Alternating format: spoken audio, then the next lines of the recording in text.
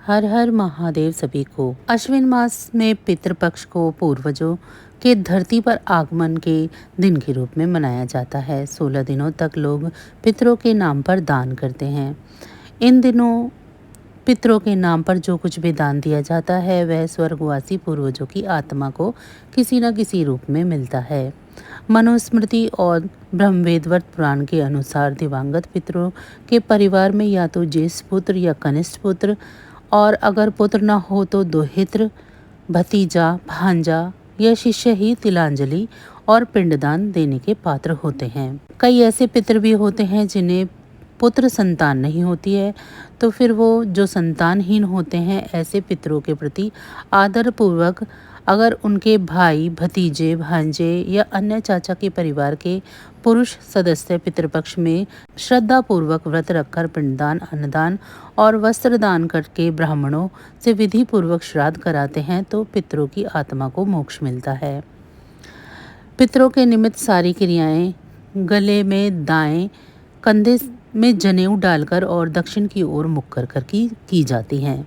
श्राद्ध के समय हमेशा जब सूर्य की छाया पैरों पर पड़ने लगे तब उचित होता है, अर्थात दोपहर के बाद ही शास्त्र सम्मत है।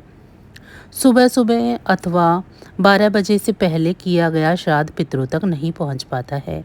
ऐसे में पितर नाराज हो सकते हैं। श्राद्ध के नाम पर सुबह सुबह हलवा पूरी बनाकर मंदिर में और पंडित को देने से श्राद्ध का फर्ज पूरा नहीं होता है। ऐसे श्राद्धकर्ता को उसके पितृगण कोसते हैं, क्योंकि उस थाली को पंडित भी नहीं खाता है बल्कि कूड़ेदान में फेंक देता है, जहां सूअर, आवारा कुत्ते आदि उसे खाते हैं।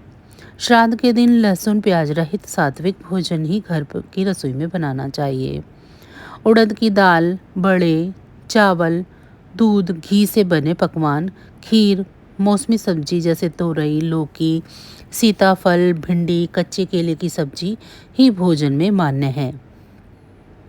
आलू, मूली, बैंगन, अरवी तथा जमीन के नीचे पैदा होने वाली सब्जियां पितरों को नहीं चढ़ती हैं।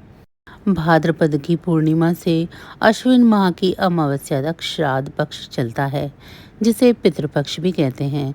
यदि आप इस दौरान अपने पितरों का श्राद्ध, तर्पण या पिंडदान करने जा रहे हैं तो यह भी जान लें कि शास्त्रों के अनुसार किस जगह श्राद्ध करना चाहिए और किस जगह पर नहीं। यदि अनुचित जगह पर श्राद्ध किया तो उसका फल भी नहीं मिलता है। पितृपक्ष में कहाँ श्राद्ध करना चाहिए, चलिए जानते हैं। श्राद्ध आप अपने घर में भी कर सकते हैं। दक्षिण में मुँह करके श्राद्ध किया जाता है।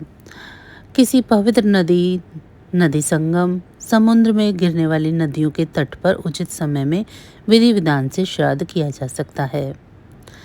पवित्र वटवृक्ष के नीचे भी श्राद्ध क्रम किया जा सकता है। शास्त्रों में उल्लेखित किसी तीर्थ क्षेत्र में भी श्राद्ध किया जा सकता है।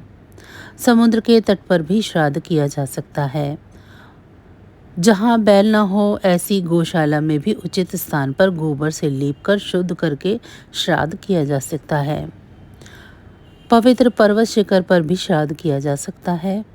वनों में उचित स्थान, स्वच्छ और मनोहर भूमि पर भी विधि पूर्वक श्राद्ध किया जा सकता है। चलिए अब जानते हैं कि पितृपक्ष में कहाँ श्राद्ध नहीं करना चाहिए। किसी की पर्सनल भूमि पर श्राद्ध नहीं करते हैं। भूमि सार्वजनिक होनी चाहिए। अगर दूसरों के घर या भूमि पर श्राद्ध करना पड़े तो किराया या दक्षिणा भूस्वामी को दे देना चाहिए। किसी भी प्रकार से अपवित्र हो रही भूमि पर भी श्राद्ध नहीं कर सकते। किसी ऐसे स्मशान में श्राद्ध नहीं कर सकते जिसे तीर्थ नहीं माना जाता। किसी मंदिर के अंदर या देवस्थान पर भी श्राद्ध क्रम नहीं करना चाहिए। इसके लिए पंडित से सलाह लें। श्राद्ध पर्व पर यह कथा अधिकांश क्षेत्रों में सुनाई जाती है। इस कहानी को पढ़े बिना पितृपक्ष का पुण्य नहीं मिलता है, ऐसी मान्यता है। इस कथा के अनुसार महाभारत के दौरान कर्ण की मृत्यु हो जाने के बाद जब उनकी आत्मा स्वर्ग में पहुंचती है तो उन्हें बहुत सारा सोना और गहने दिए गए। कर्ण की आत्मा को कुछ समझ नहीं आया। वह तो आहार की तलाश कर रहे थे। उन्होंने देवता इंद्र से पूछा कि उन्हें भोजन की जगह सोना क्यों दिया गया। तब देवता इंद्र ने कर्ण को बताया कि उसने अपने जीवित रहते हुए पूरा जीवन सोना दान किया, लेकिन अपने पूर्वजों को कभी भी खाना नहीं दिया। तब कर्ण ने इंद्र से कहा, उन्हें यह ज्ञात नहीं था उनके पूर्वज कौन थे, और इसी वजह से वह कभी दान नहीं कर सके। इस सब के बाद कर्ण को उनकी गलती सुधारने का मौका दिया गया और 16 दिन के लिए पृथ्वी पर वापस भेजा गया, जहां उन्होंने अपने पूर्वजों को याद करते हुए उनका श्राद्ध कर उन्हें आहार दान किया, तर्पण किया। इन्हीं 16 दिनों की अवधि को पितृपक्ष कहा गया है। एक और दूसरी लोक कथा के अनुसार जोगे तथा भोगे दो भाई थे। दोनों अलग अलग रहते थे। जोगे धनी था और भोगे निर्धन। दोनों में परस्पर बड़ा प्रेम था। जोगे की पत्नी को धन का अभिमान था, लेकिन भोगे की पत्नी बड़ी सरल हृदय की थी। पितृपक्ष आने पर जोगे की पत्नी ने उससे पितरों का श्राद्ध करने के लिए कहा, तो जोगे इसे व्यर्थ का कार्य समझकर टालने की चेष्टा करने लगा। किंतु उसकी पत्नी समझती थी कि यदि ऐसा नहीं करेंगे तो लोग बातें बनाएंगे। फिर उसे अपने मायके वालों को दावत पर बुलाने और अपनी शान दिखाने का यह उचित अवसर लगा। अतः वह बोली, आप शायद मेरी परेशानी की वजह से ऐसा कर रहे हैं, किंतु इसमें मुझे कोई परेशानी नहीं होगी। मैं भोगे की पत्नी को भी बुला लूँगी, दोनों मिलकर सारा काम कर लेंगी। फिर उसने जोगे को अपने पीहर न्योता देने के लिए भेज दिया। दूसरे दिन उसके बुलाने पर भोगे की पत्नी सुबह सवेरे आकर काम में जुट गई। उसने रसोई तैयार की, अनेक पकवान बनाए, फिर सभी काम निपटाकर अपने घर चली गई। आखिर उसे भी तो पितरों का श्राद्ध तर्पण करना था। इस अवसर पर न जोगे की पत्नी ने उसे टोका, न ही वह रुकी। शीघ्र ही दोपहर हो गई। पितर भूमि पर उतरे। जोगे भोगे के पितर पहले जोगे के यहाँ आए तो क्या देखते हैं कि उसके ससुराल वाले वहाँ भोजन पर जुटे हुए हैं।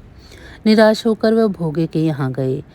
वहाँ क्या था, मात्र पितरों के नाम पर अंग्यारी दी गई थी। पितरों ने उसकी राख चाटी और भूखे ही नदी के तट पर जा पहुँचे।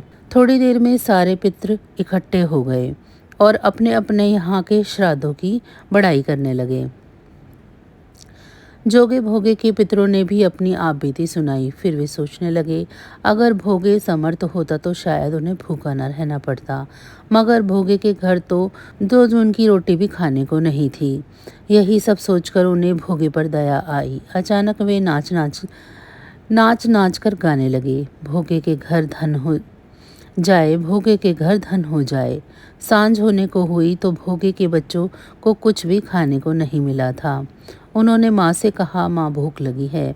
तब उन्हें टालने की गरज से भोगे की पत्नी ने कहा, जाओ आंगन में होदी औंधी रखी है, उसे जाकर खोल लो और जो कुछ भी मिले बांट कर खा लेना। बच्चे वहाँ पहुँचे तो क्या देखते हैं कि होदी मोहरों से भरी हुई है। वे दौड़े दौड़े माँ के पास पहुँचे और उन्होंने उसे सारी बात बताई। आंगन में आकर भोगे की पत्नी ने यह सब देखा तो वह हैरान रह गई। इस प्रकार भोगे भी धनी हो गया, मगर धन पाकर वह घमंडी नहीं हुआ। दूसरे साल का पितृपक्ष आया। श्राद्ध के दिन भोगे की स्त्री ने 56 प्रकार के व्यंजन बनाए, ब्राह्मणों को बुलाकर श्राद्ध किया, भोजन कराया, दक्षिणा दी। जेठ जेठानी को सोने चांदी के बर्तनों में भोजन कराया। इससे पितृ बड़े प्रसन्न हुए और तृप्त हुए। तो बस आज की जानकारी इतनी ही थी। फिर मिलेंगे हम आपको ऐसी ही किसी अन्य जानकारी के साथ अगली वीडियो में। तब तक अगर आपको मेरी ये जानकारी अच्छी लगी है तो वीडियो को लाइक करें। चैनल को अभी तक सब्सक्राइब नहीं किया है तो चैनल को सब्सक्राइब कर लें, ये बिल्कुल फ्री है। इसी के साथ भगवान भोलेनाथ की कृपा दृष्टि आप सभी पर सदैव बनी रहे। आप सभी का बहुत बहुत धन्यवाद।